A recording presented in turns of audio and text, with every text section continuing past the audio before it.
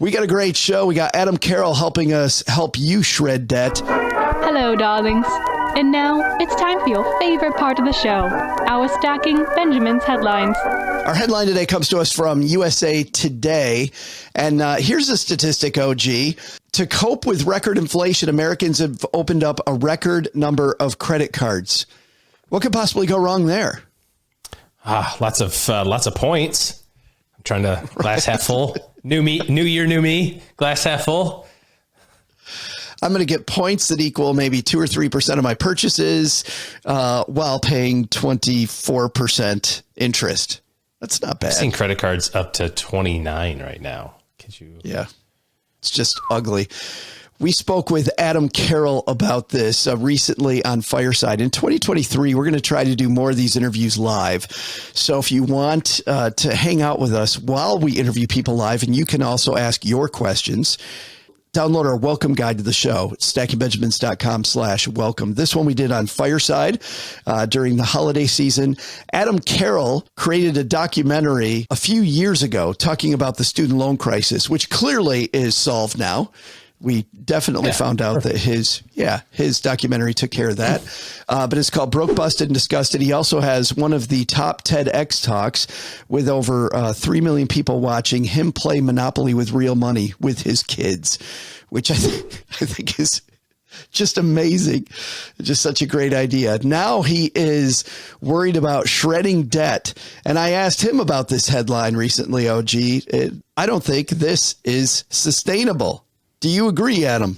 No, and it goes back to the saying that you can't solve a spending problem with more debt, right? I mean, that's the challenge. If some people are being challenged by the inflationary times we're in and potentially an economic downturn, I understand having access to that money. But if we're using that for spending purposes, that is a ticket to destructionville for sure. Yeah, let's talk about that. He said a lot there. First of all, he talked about you can't solve a spending problem with more spending. Walk me through that, OG, because I think there's a lot of people that think, hey, I open up this credit card, right? I roll the balance over to that credit card. That's going to solve my problem, and it will certainly solve it over the short run. Well, maybe we'll solve it over the short run. It, at best, will help you with some interest payments or, even deferring. I noticed we bought a car a couple of years ago and did the financing through the dealership, but I knew I was going to refinance it through the credit union because I knew I'd get a better deal, but the dealership had some incentives. So it was interesting. The process that it took to refinance the car loan ended up that I had like 2 or 2.5 months of no payments, and it was awesome. And then I thought, oh, all that's happening here is interest is accumulating. They're like, yeah, but just pay whenever. They don't care. They're like, either we'll take the car or you'll pay us eventually. And, that's fine. And so, at best case scenario, you lower your interest payments, maybe skip a month of payments or something like that. But if you don't get the spending in check, there's a very real possibility that opened line of credit then, you see this all the time with home equity lines, right? So I'm going to go get a home equity loan of credit. I'm going to go get a home equity loan or home equity line, consolidate all my debt into it. And now I've got all this free credit available on all my credit cards that I just paid off, air quotes. When of course I didn't pay it off. I just moved it around. So you have to be real careful with that, because if you don't take care of the spending component of that, the thing that got you into the problem to begin with, you're just going to redo it again. Yeah, that is the root of the problem. I mean, you can take care of all these leaves, the interest rate, the payment, all these different things. But if you don't solve the root of the problem, we still got the problem. Yeah. If you're looking at refinancing debt, I would be asking the question, how did I get myself into this in the first place? He said, though, that he likes having access to that money. So he kind of flips it a little bit. He goes, listen, I understand having access to this capital, though. Access for somebody that has proven over and over again they have trouble with credit cards. Is that a good thing? Oh, I thought you were talking about Congress for a second. Yeah. No, we're talking about real people. Oh, sorry.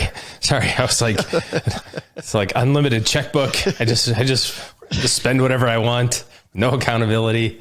Good news. There's a new Congress in town. I'm sure it'll be a whole different, meet the new Congress, same as the old Congress. Right. Yeah. Right. But it's interesting because that sentiment trickles down to how we behave as well. You know, it's like if you don't fix that root problem, you've got an issue, and nobody wants to fix the root problem. I'll just go make more money, or it'll be all right. I'll figure it out in the long run. I have I can't reach in the drawer back there, but I have a stack of credit cards, and thankfully most of them are at zero. Nearly all of them. I do think that having all of that available credit could be helpful at some point. I haven't figured out when yet, but perhaps it will. Same thing with like a line of credit on the house. I mean, it's available. Don't know exactly when I would want to go into more debt on my house, for something. But when to use that is always going to be the issue. But you also look at companies, right? Apple has debt. Disney has debt. There's a responsible way to use it, and you can do that. But I think as an individual, that responsible window is pretty tiny, because if you really look through it, a lot of our spending is discretionary. And especially when you look at yourself if you look at yourself as a business, if you said, I'm going to go use my home equity loan to open up a car wash. Okay. I mean, I get that. Like that's that makes sense. I'm going to go use my home equity loan to put a pool in. That's discretionary. You're not going to add a lot. There'll be some additional value to the house, obviously, but that's you convincing yourself that it is. You know what I mean? It's like, oh no, it'll add value to the house. And while we're doing it, why don't we do the kitchen too? This is all it's all stuff that you want to do for yourself, which is fine too. But you have to know what you're doing. I think with all this discussion on debt and opening new credit cards, OG, I think it's time for us to challenge our stackers out there to go the other way. Let's start shredding our debt. Let's get rid of our debt and see if we can do a better job in 2023 than the average person. And if we could be like a salmon and fight upstream while everybody else is opening up new credit cards, we're instead paying ours down. How awesome would that be? I mean, a couple of years ago, the mortgage rates were really low. Everybody was refinancing. And I had this pretty unpopular opinion that I thought at the time that you should have taken the rate and the term. So get the 2.5% mortgage and the 15 years and just be done with it. You talked about paying off his house. It's like, that's a strong motivator for me, despite the fact that the math says I shouldn't do that, but the payment is a whole bunch of money, and not having the payment reduces a lot of stress, and not having the payment reduces a whole big bucket of cash I don't need to have if I want to be financially independent, in the near future. And it's like, so why wouldn't I want to do that? And then all the other things, I've been doing financial planning for a quarter century. I don't know a lot of successful, wealthy retirees who have big, giant mortgage payments. We've talked about that, that's a common factor. So why not just do the thing that everybody else does? You don't have to reinvent the wheel. Pay off your debt, be smart about it. I like this idea of trying not to accumulate more this year. We've had 3 years of accumulation, right? It seems like. So yes. Yeah. Right. How about not Adam Carroll, a very smart guy. And he agrees with the OG. This is his personal debt payoff story. Well, this is a great question, because the beginning of my mission or my initiative on becoming debt free started when I was in my early 20s. And my wife and I, Joe, realized that at some point we wanted to live on one income. But to live on one income, you had to lower your expenses to get to a point where your income superseded what your expenses were. And so we realized that the only way to do that was really to knock out our debts. And we started with the highest interest ones. Right. So we knocked out credit card debt. We knocked out car loans. We knocked out consumer debts. And all we had left was a mortgage. But in 2012, we really got intentional and started using the shred method to knock out our mortgage. And believe it or not, Joe, on not crazy income. So we were a dual income family, but we have 3 kids. Expenses were relatively, average, high to average. 3 kiddish, I would say. Your expenses were 3 kiddish. Yes, that's right. I have 3 kids who have this terrible habit of eating 3 or 4 times so a day. annoying.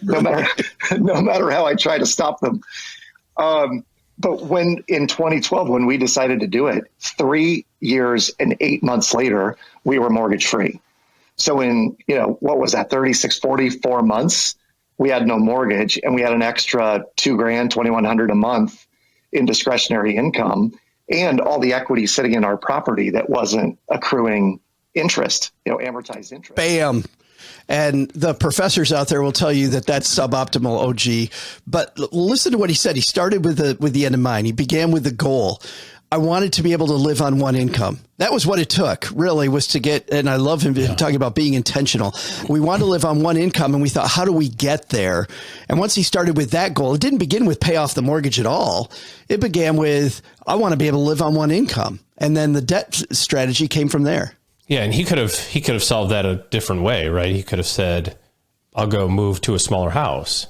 But he, in the order of events, or the order that he wanted things to happen, it solved for this thing. It's still interesting to me, you talk about the broke professors, go get that mortgage truth and lending statement, that it's like buried on page 8 or 9. It's all part of the closing. It's like, just sign here, you bought a house, sign here, you bought a house, sign here, you bought a house, sign here, you're going to make payments. You're like, what's that number? It's just the number you're going to totally pay. Sign here, like, hold on, back up. Flip back to that page and see the total sum of all of those payments, and tell me that's not motivating to make it go away. Take a look at all those payments and then subtract out the purchase price of your house. That's all the money the bank gets. There's nothing in it for you. There's, all that interest could be yours just sitting in a savings account. So, I get that the time value of money and all that sort of stuff. I know how to do math, but there's some emotional tie to being debt free. Oh, absolutely. And once you're debt free, I've never heard any person who became debt free go, you know what? I'm sad I did that. That was horrible. That totally get debt again. Ruined my retirement. I'm not going to make it. Things are going to go badly for me now. Never once had that happen. The good news is that with the proliferation of debt, you can get it again. You can try it again if you want. Do it over. And I was debt free once. It was amazing. Adam actually did too. And you know what? We'll link to that in our show notes. People want to hear the entire interview. By the way, Adam has a program. A lot of these fintech founders have programs that we like, but not many that we partner with. That's how much we like Adam's program. It's called the Shred Method. It is a program where you learn how to optimally pay off all your debt quickly. And then it's combined with a computer program telling you exactly the optimal day to pay each debt so that you accelerate the process even more. And we'll have a link to that also in our show notes. If you'd like to see more about, Adam referenced it. You heard him talk about the Shred Method. That is his program. But even without the Shred Method, let's just challenge all of our stacker community. Let's go out there and let's swim upstream, guys. Let's take on less debt in 2023 and really shore up that foundation.